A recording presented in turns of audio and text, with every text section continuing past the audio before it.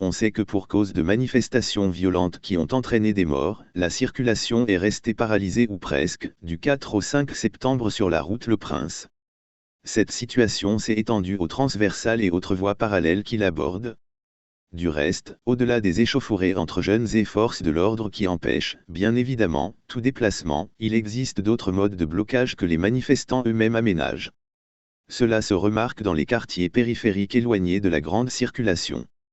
Quand on veut savoir pourquoi ils le font, la réponse est toujours la même, nous voulons échapper aux agents qui nous pourchassent. C'est pour cela que nous cherchons à ralentir leur progression par ces moyens que vous voyez là. Nous devons éviter par tous les moyens qu'ils nous rattrapent. Voilà pourquoi nous barrons la route à leurs véhicules. C'est ainsi qu'ils placent en travers de la route, des blocs de pierre de toutes dimensions, des troncs ou branches d'arbres et bien d'autres objets susceptibles de servir d'obstacle.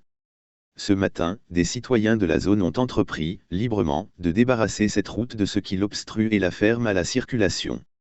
On remarque qu'une bonne partie des objets dégagés est toujours laissée sur le trottoir, sans pour autant réduire le grand mérite de ces bénévoles, dont le civisme est à encourager et à soutenir.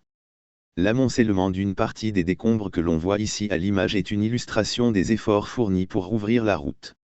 Il faut ajouter que ces obstacles installés servent parfois de point de péage que des jeunes en bande utilisent pour rançonner les usagers. Ils en font un véritable barrage et fixent un montant à leur payer forcément, pour tout passage d'engin. De pareilles situations doivent nous interpeller.